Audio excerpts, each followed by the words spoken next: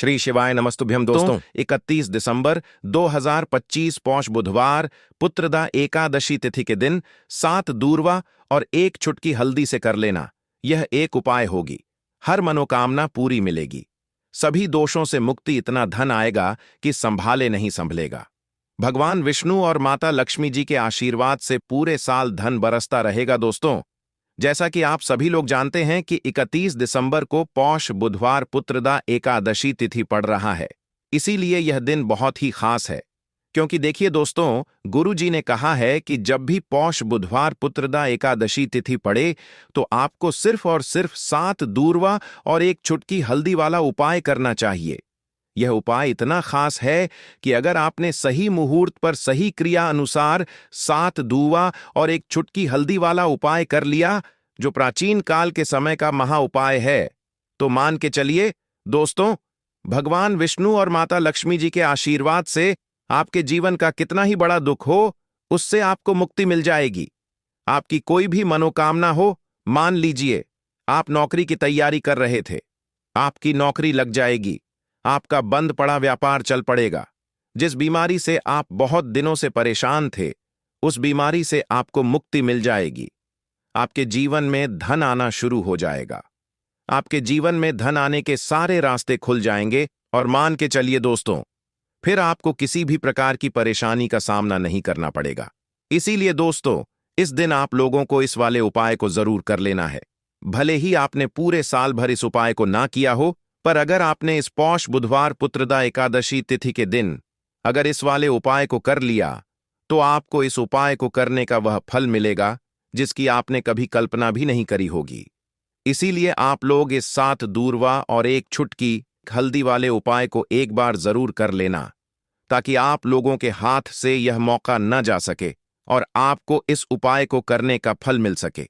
दोस्तों, यह उपाय पंडित जी ने अपनी अभी की ही शिव महापुराण की कथा में बताया है, जो इस उपाय को आज हम आपको बहुत अच्छे से समझाने वाले हैं। इस वीडियो को देखने के बाद इस उपाय को समझने के लिए आपको कोई और वीडियो को देखने की जरूरत नहीं पड़ेगी। तो चलिए दोस्तों, उपाय को शुरू करते हैं। उससे पहले, हे भगवान विष्णु और माता लक्ष्मी, आपके इस वीडियो को जो भी लाइक और चैनल को सब्सक्राइब करें, उसके जीवन में कभी दुख दर्द मत आने देना। साथ ही साथ कमेंट बॉक्स में 5 जय श्री हरि जरूर लिखें, ताकि भगवान विष्णु और माता लक्ष्मी जी की कृपा आप सभी को प्राप्त हो सके। इसी के साथ मैं आप सभी को बता दूं कि आप लोग वीडियो को पूरा नहीं देखते हो, काट काट कर देखते हो और गलत गलत उपाय को कर लेते हो, तो आपसे निवेदन है कि वीडियो को पूरा जरूर देखें। देखिए दोस्तों, यह पौष बुधवार पुत्रदा एकादशी तिथि का दिन यह इतना खास होता है, इतना महत्वपूर्ण होता है। देखा गया है कभी कभी बड़े बड़े पूजा पाठ अनुष्ठान से जो मनोकामना पूर्ण नहीं होते, वह पौष बुधवार पुत्रदा एकादशी तिथि के दिन एक छोटे से उपाय करने से ही आपकी मनोकामना पूर्ण हो जाती है। और बहुत सारे लोगों ने इस उपाय को किया भी है और उनको इस उपाय को करने का फल भी जरूर मिला है। अगर आप लोग भी इस उपाय को करना चाहते हैं, तो आप इस उपाय को पहले अच्छे से समझ लेना, सुन लेना, उसके बाद करना। आपको इस उपाय का फल जरूर मिलेगा और इस उपाय को कर लेने से आपके घर में चाहे किसी भी प्रकार की दुख और समस्या क्यों न चल रही हो, आपको उसका कारण भी नहीं पता है कि भाई यह समस्या किस कारण से चल रही है। उसका कुछ भी कारण हो सकता है, जैसे पितृदोष हो सकता है या किसी भी तरह का मंगल दोष भी हो सकता है। तो इस दिन आप लोगों को यह वाला उपाय कर लेना है। यह एक ऐसा उपाय है जिस उपाय को अगर किसी विशेष दिन पर किया जाए, तो भाई उस विशेष दिन का जो है वह तो हमें मिलता ही मिलता है। पर हमने उस दिन पर इस 7 दूर्वा और 1 चुटकी हल्दी वाले उपाय को किया है, तो हमें उससे भी बड़ा फल मिलता है, और फल बहुत जल्दी मिलता है, क्योंकि आप इस उपाय को बहुत ही बड़े और विशेष दिन पर कर रहे हो। तो चलिए अब उपाय के बारे में बात करते हैं, लेकिन उससे पहले आप लोगों को यह जानना आवश्यक है कि आखिर यह उपाय किस समय करना है, किसको करना है और कैसे करना है। तो चलिए हम आगे आपको वीडियो में एक एक करके बता देते हैं। तो दोस्तों, इस 7 दूर्वा और 1 चुटकी हल्दी वाले उपाय को हमें इस ऐष्ण बुधवार पुत्रदा एकादशी तिथि के दिन कैसे करना है, किसको करना है, किस समय करना है और कहां पर करना है, यह सारे सवालों के जवाब आपको इस वीडियो में मिल जाएंगे। और जो यह वीडियो देखेगा भाई, उसको 7 दूर्वा और 1 चुटकी हल्दी वाला उपाय जरूर करना चाहिए, क्योंकि इस दिन शत्रुओं और किसी भी दोष, किसी भी बीमारी से मुक्ति पाने के लिए 7 दूर्वा और 1 चुटकी हल्दी का बहुत ही बड़ा और विशेष महत्व होता है। और जब बात आ जाए 7 दूर्वा और 1 चुटकी हल्दी की, तो यह सोने पर सुहागा वाली बात हो जाती है और यह एक बहुत ही बड़ा उपाय हो जाता है। अब दोस्तों, इस 7 दूर्वा और 1 चुटकी हल्दी वाले उपाय को आखिर करना किसको है? सबसे पहले हम लोग वह बात जान लेते हैं। तो देखो, घर की जो बड़ी माताएं बहनें होती हैं, उन माताओं बहनों में से कोई भी एक बड़ी माता बहन इस वाले उपाय को कर सकती है। और दोस्तों, अगर आप चाहे तो अपने घर में से सभी सदस्यों को भी इस उपाय को करवा सकते हैं। अगर किसी व्यक्ति की खुद की कोई मनोकामना है, खुद की कोई दुख और परेशानी है जो कि वह अपने लिए ही करना चाहता है, इस वाले उपाय को तो वह खुद अपने लिए भी कर सकता है। बाकी अगर कोई घर में से ऐसा है जो कि अपने पूरे घर परिवार की सुख और शांति के लिए यह वाला उपाय करना चाहता है, तो भाई वह भी कर सकता है। उसमें भी कोई दिक्कत वाली बात नहीं है। कहने का मतलब यह है कि इस उपाय को हर एक सदस्य भी कर सकता है और पूरे घर परिवार के सदस्य के लिए घर की बड़ी माताओं बहनों में से कोई एक माता बहन भी कर सकती है। माताएं बहनें अगर घर में उपस्थित ना हो या वह यह वाला उपाय ना कर पा रही हो, तो फिर घर का कोई बड़ा सदस्य भी इस 7 दूर्वा और 1 चुटकी हल्दी वाले उपाय को कर सकता है। चाहे फिर वह पुरुष ही क्यों ना हो, उसमें कोई भी दिक्कत वाली बात नहीं है। अब दोस्तों, 7 दूर्वा और 1 चुटकी हल्दी वाले उपाय को हमें करना कहां पर है? देखो, इस उपाय को हमें मंदिर में ही करना है। बहुत सारे लोग प्रश्न करते हैं, हर एक उपाय को करते समय क्या हम इस उपाय को घर पर या मंदिर में कर सकते हैं? देखो तो, इस वाले उपाय को आप मंदिर पर करोगे तो अच्छा रहेगा। घर में नहीं करना है इस वाले उपाय को। उसके बाद में दोस्तों, जो अगला प्रश्न निकल कर आता है वह यह आता है इस उपाय को लेकर कि आखिर इस उपाय को हमें किस समय करना है, सुबह के समय करना है कि शाम के समय करना है? तो देखो, इस वाले उपाय को आप लोग सुबह के समय भी कर सकते हो और शाम के समय प्रदोष काल में भी कर सकते हो। अब अगर आप पूछो कि भाई साहब सबसे उत्तम समय कौन सा रहेगा इस 7 दूर्वा और 1 चुटकी हल्दी वाले उपाय को करने का, तो हम आपसे बस यही कहेंगे कि इस उपाय को आप शाम के समय करेंगे तो ज्यादा बेहतर होगा, क्योंकि पौष बुधवार पुत्रदा एकादशी तिथि का दिन है और इस दिन प्रदोष काल के बहुत महत्व होता है। बाकी अगर सुबह के समय भी करेंगे तो भी अच्छा होगा, उसमें कोई भी दिक्कत वाली बात नहीं है। तो अब दोस्तों, जो अगली सबसे बड़ी और महत्वपूर्ण बात आती है वह यह आती है कि सुबह अगर हम उपाय को करेंगे तो हमें कितने बजे से लेकर कितने बजे तक के बीच में करना है, और शाम के समय प्रदोष काल में करेंगे तो हमें कितने बजे से लेकर कितने बजे के बीच में करना है। तो देखो, सुबह जितनी जल्दी हो सके आप उपाय को करने की कोशिश करना।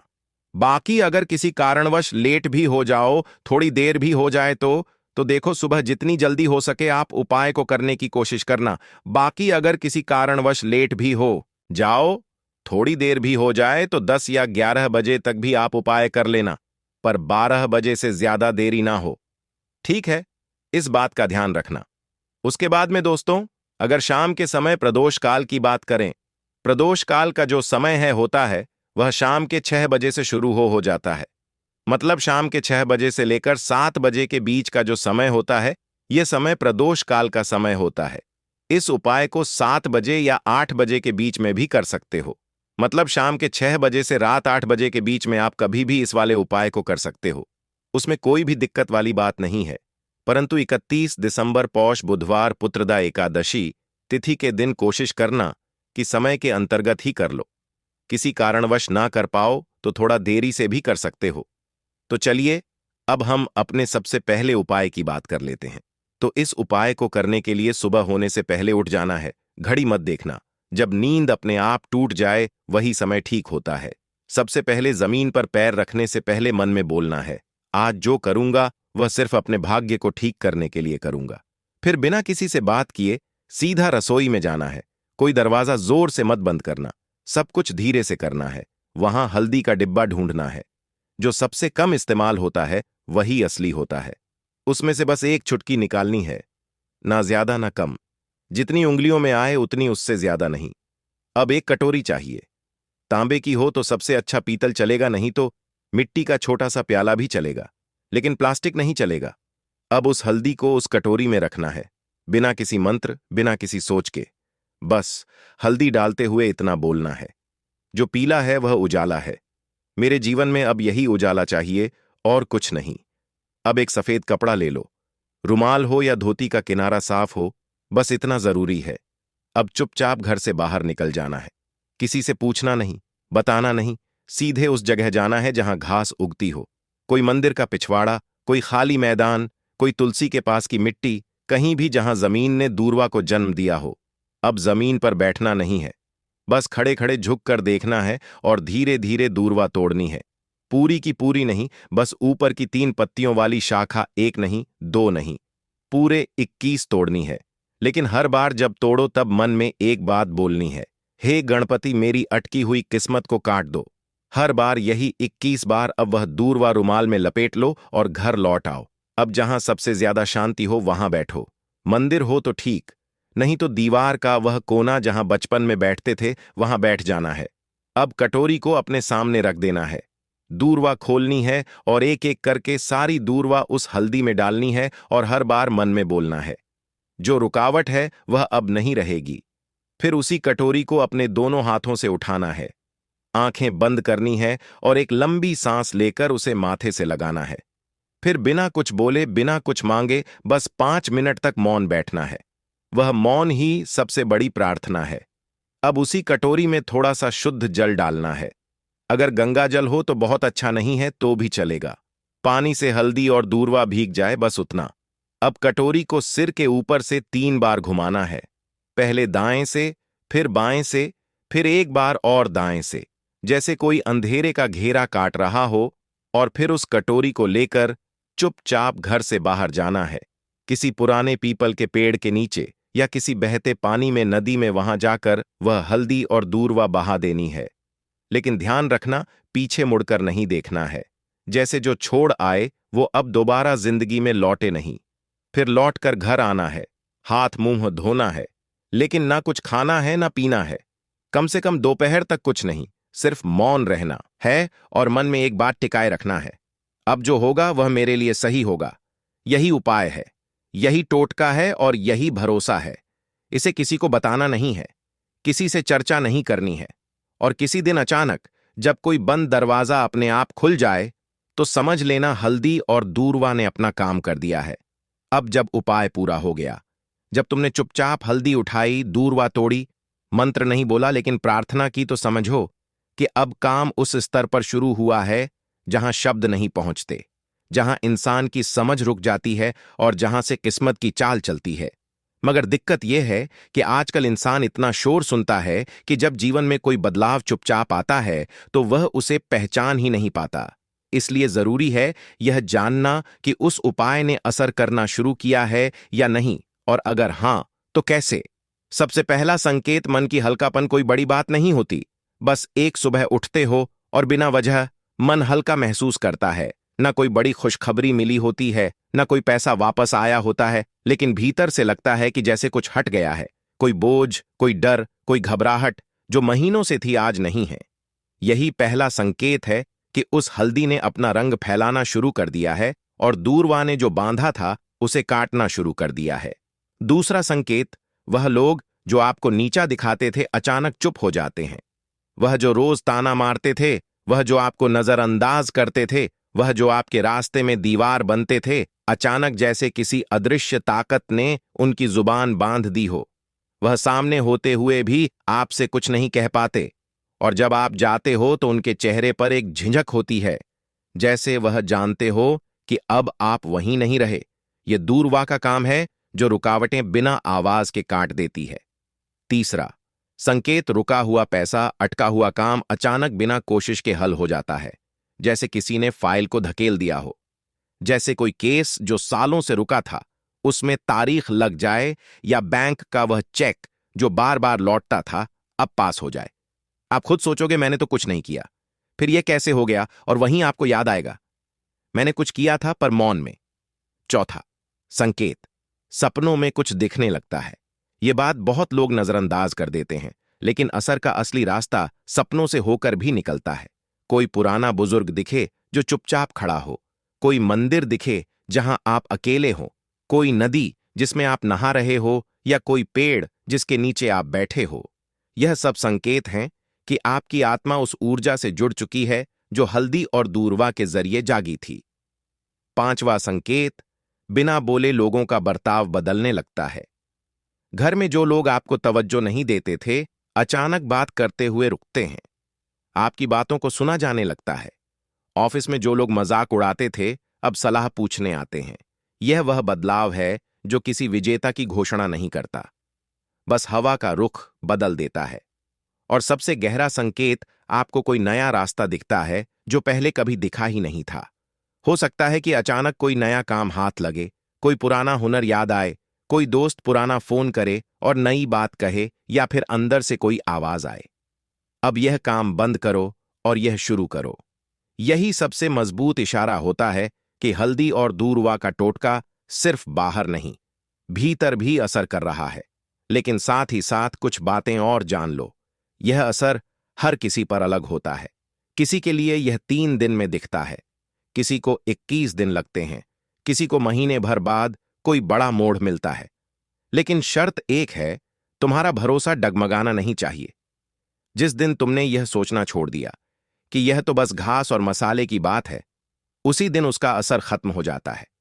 याद रखना, जब भी हल्दी और दूरवा को साथ रखकर संकल्प लिया जाता है, तो ब्रह्मांड उसकी सुनता है, मगर वह सुनता है चुप रहकर और जवाब भी चुपचाप देता है।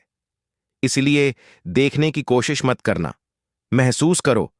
और अगर कोई ऐसा संकेत मिले जो तुम्हें चौंका दे, तो डरना मत, समझना कि जवाब आने लगा है। दीपक वाला उपाय करने के लिए आपको सबसे पहले जरूरत पड़ेगी एक दीपक। अब यह एक दीपक बुधवार की रात अपने घर में इस जगह पर जला देना बड़े से बड़ा शत्रु भी घुटने टेक देगा। दोस्तों, जैसा कि आप सभी जानते हैं, मार्गशीर्ष महीने की बुधवार के दिन बहुत ही शुभ संयोग बन रहे हैं, और इस दिन अगर आप 11 लौंग और एक कपूर अपने घर में जलाते हैं, तो शत्रुओं से हमेशा के लिए आपको छुटकारा मिल जाएगा। अब देखिए, किसी भी व्यक्ति के जीवन में जब शत्रु से परेशान करते हैं, तो वह व्यक्ति अपने जीवन में दुखों से बहुत परेशान हो जाता है। शत्रु हमेशा कुछ ना कुछ ऐसा करवाते हैं जिसके बाद नजर दोष लगती है और अच्छा खासा काम भी बिगड़ने लगता है। व्यापार में मदद आने लगता है, लोगों की तबीयत खराब होने लगती है। जरूरी नहीं है कि सामने वाला व्यक्ति जैसा दिखता है वैसा हो।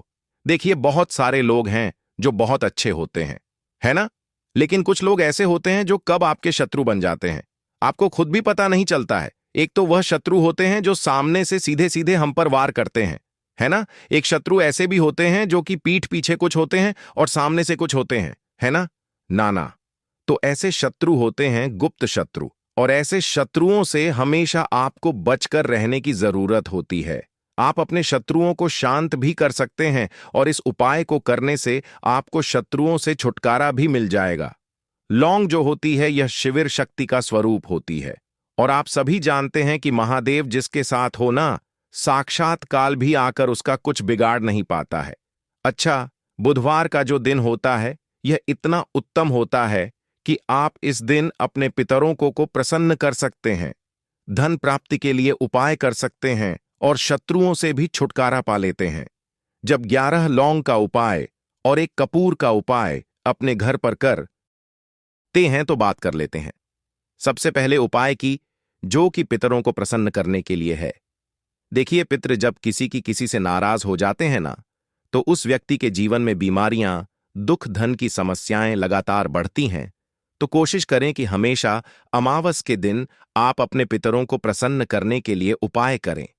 अच्छा, पितृदोष अगर घर में जरा सा भी होता है ना, तो सबसे ज्यादा कष्ट जो आता है वह बच्चों के जीवन पर आता है। बच्चों का मन पढ़ाई में नहीं लगता है, उन्हें आसानी से जीवन में सफलता नहीं मिलती है। बहुत सारे लोगों के यहाँ संतान को लेकर बहुत समस्याएं होती हैं कि संतान नहीं हो रही है ना? तो पितरों को प्रसन्न करने के लिए आपको इस दिन क्या करना है कि सूर्य भगवान को अर्घ देना है। तो थोड़ा सा तांबे का लौटा अगर हो, तो तांबे के लौटे में जल भर लें, वरना किसी भी लोटे में आप जल लें, उसके अंदर आपको क्या करना है? थोड़े से अक्षत के दाने डालने हैं, थोड़े से चावल के दाने, थोड़ी सी किसरी डाल लें। अगर लाल फूल है तो लाल फूल डाल लें और सूर्य भगवान को अर्घ दें। अगर भी आप जल चढ़ा देते हैं, अर्घ दे देते हैं, तब भी आपके घर से पितृदोष दूर होता है। तो जब भी आप बुधवार के दिन सूर्य भगवान को अर्घ देते हैं, इससे आपके पितृ प्रसन्न होते हैं। साथ ही साथ अगर आप कर सकते हैं तो पीपल का जो पेड़ होता है, इसमें भी हमारे पितरों का वास माना जाता है। तो आपको क्या करना है कि एक लोटे में या किसी भी बर्तन में आपको जल लेना है, उसमें थोड़े से आपको काले तिल के दाने डालने हैं, काला तिल डालना है। साथ ही साथ आपको क्या करना है, थोड़े से मिश्री के दाने डालने हैं, गुड़ भी आप यहां पर डाल सकते हैं। अब यह मीठा जल आपको पीपल के पेड़ में चढ़ाना है। आपके घर के आसपास जहां भी पीपल का पेड़ हो, आप बुधवार के दिन सुबह के समय में पीपल की जड़ में यह मीठा जल चढ़ाएं और अपने पितरों से क्षमा याचना करें। साथ ही साथ दीपक अगर आप लगा सकते हैं तो पीपल के पेड़ के नीचे आपको दीपक जरूर से बुधवार के दिन शाम के समय में लगाना चाहिए।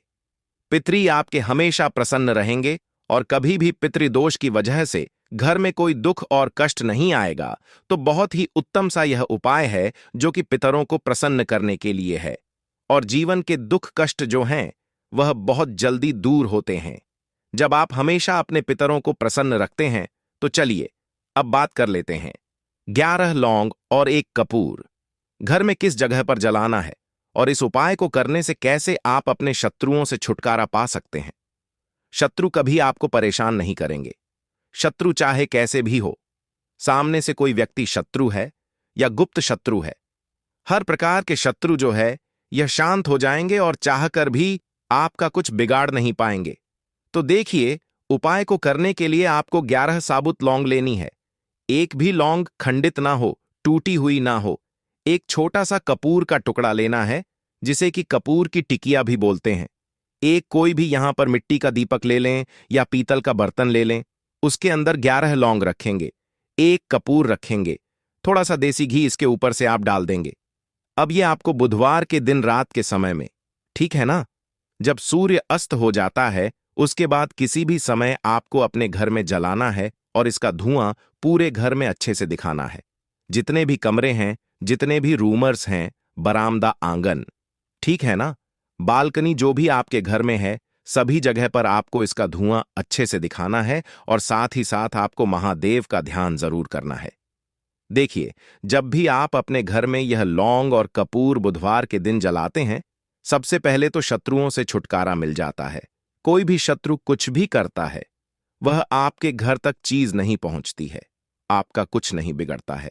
दूसरी चीज कि जब भी लौंग और कपूर आप जलाएंगे, आपके घर पर कोई संकट नहीं आता है, आपके धन पर कोई संकट नहीं आता है, घर में कोई परेशानियां नहीं आती हैं और हमेशा आपके घर में सकारात्मक ऊर्जा बढ़ती है, पॉजिटिव एनर्जी बढ़ती है, जिसके बाद आपके घर में धन की देवी माता लक्ष्मी वास करती है। लौंग और कपूर जिस घर में कोई भी व्यक्ति जलाता है, विशेषकर बुधवार के दिन, तो ऐसा समझ लीजिए इसके बहुत चमत्कार हैं, बहुत ज्यादा लाभ है। तो कोशिश कर कि बुधवार के दिन रात के समय में किसी भी समय आप अपने घर में 108 लौंग और 108 कपूर जलाएं। 11 लौंग और 1 कपूर जरूर जलाएं। शत्रु जो हैं वह घुटने टेक देंगे और आपका कुछ नहीं बिगाड़ पाएंगे। साथ ही साथ धन की वर्षा भी घर में होगी और धन से जुड़ी जितनी भी समस्याएं आपके जीवन में आ रही हैं, बहुत तेजी के साथ आपके जीवन से दूर होती चली जाएंगी। तो चलिए अब बात कर लेते हैं अपने तीसरे उपाय की, और तीसरा उपाय है धन वर्षा के लिए और धन को बढ़ाने के लिए। बहुत सारे लोगों की यह समस्या होती है कि पैसा बढ़ता नहीं है, पैसा तो आता है घर में लेकिन पैसा बढ़ता नहीं है। या कुछ लोग ऐसे भी हैं जो कहते हैं कि पैसा बढ़ेगा तो तब जब घर में पैसा आएगा। बिल्कुल से पैसा आना बंद हो रहा है, व्यापार दिन पर दिन खराब होता जा रहा है, नहीं समझ आ रहा, किसी ने कुछ करा दिया है या फिर घर में कुछ ऐसा है, वास्तु दोष है, नजर दोष है, जिसकी वजह से घर में तरक्की लोगों की नहीं हो रही है, ठीक है ना। बिल्कुल व्यापार धंधा सब बेकार होता चला जा रहा है, जो भी व्यापार कर रहे हैं उसमें लगातार घाटा हो रहा है। तो यह उपाय आप करिए बुधवार के दिन और फिर इसका चमत्कार खुद देखिए। चाहे व्यापारी हैं, आप कोई बिजनेसमैन हैं, दुकान है, आपकी हर प्रकार के काम में लाभ ही लाभ मिलता है। जब इस उपाय को आप करते हैं, आपको क्या करना है? 2 फूल वाली लौंग लेनी है, एक लाल फूल लेना है, गुलाब का फूल भी आप यहां पर ले सकते हैं। उसी गुलाब के फूल में यह 2 फूल वाली लौंग रख देनी है। एक देसी घी का दीपक आपको जलाना है, लंबी बाती का। अब यह दोनों चीजें लेकर